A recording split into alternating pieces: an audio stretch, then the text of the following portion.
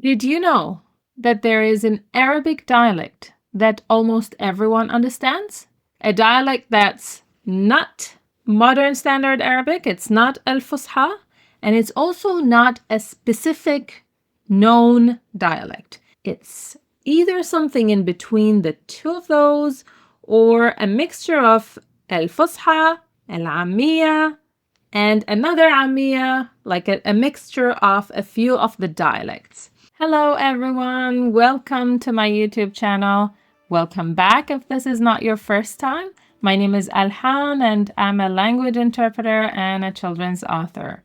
Remember, in one of my previous videos, we have spoken about which Arabic to learn, and we've discussed in details the differences between modern standard Arabic and the different Arabic dialects, Fusha and Ammiya. I am thankful to all of you who have seen this video, who have shared your thoughts and experiences in comments, and I decided to share with you today a third way of being able to learn the Arabic language. So let's dive into it and learn a little bit more about this kind of newer concept, which is called al-Lahjatul Bayda, or the White Dialect. Just as we have discussed previously, speaking in modern standard Arabic might sound a little bit uncomfortable or strange or makes people curious about why you're speaking in modern standard Arabic. And also, you might be speaking to an Arab who speaks a totally different dialect. You might not understand that dialect properly, or you might not be comfortable speaking in a dialect other than yours. What would you do in this case if you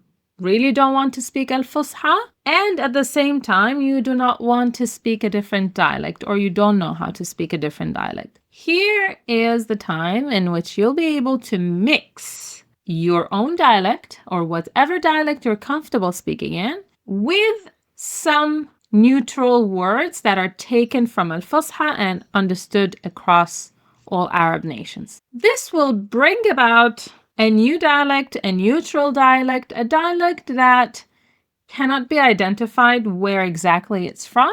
It's not formal like al-Fusha, but it's also very clear and understandable when you're speaking to someone who speaks a different dialect than yours. This is a pretty straightforward concept once you know what al-Fusha is and the different dialects are. So again, I really highly recommend you go and watch my previous video on this subject. And now we will bring about some examples about the differences between a dialect and making it neutral. We'll also mention the Fusha as well. So I'll give you a few examples from the Khaliji dialect, and to be more specific, the dialect of Qatar, which is the one that I'm used to, and I consider it my native Arabic dialect. إيديدا الإشغاب اللي عطيتيني إياه أمس ضاع في الفريج.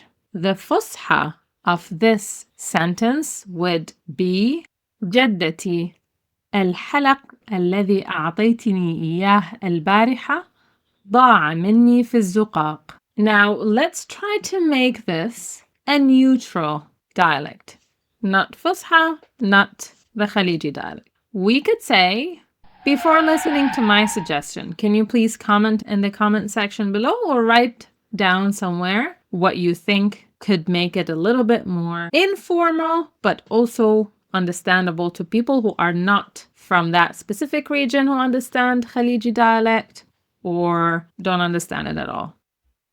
يدتي الحلق اللي عطيتيني إياه أمس ضاع في الشارع. Or جدتي الحلق اللي عطيتيني إياه أمس ضاع في الشارع.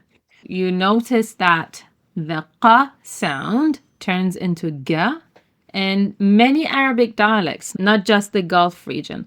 So I would assume that's understandable. Even in countries that are in Africa, like Egypt, I know the south part does mention the ga sound. In Tunisia, the southern part, they also pronounce the ga sound instead of qa. So that sound would be understandable. The ya and the ja in jaddati or yadditi, I'm not sure about all the Arab regions. So if I'm not sure, I'll just say it the Fusha way, jaddati.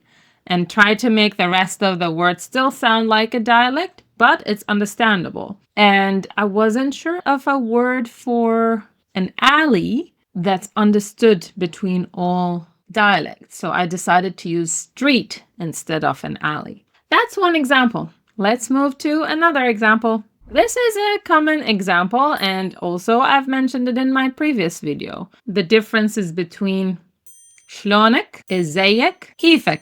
These are from 3 different dialects and they all mean how are you, كيف حالك. Now, if I do not want to sound very formal and say كيف حالك, I can still use the exact same فصحى words, but mention it in a little bit more dialecty way. For instance, I could say كيف حالك or كيف حالك. It sounds like a dialect, but it is directly derived from Fusha.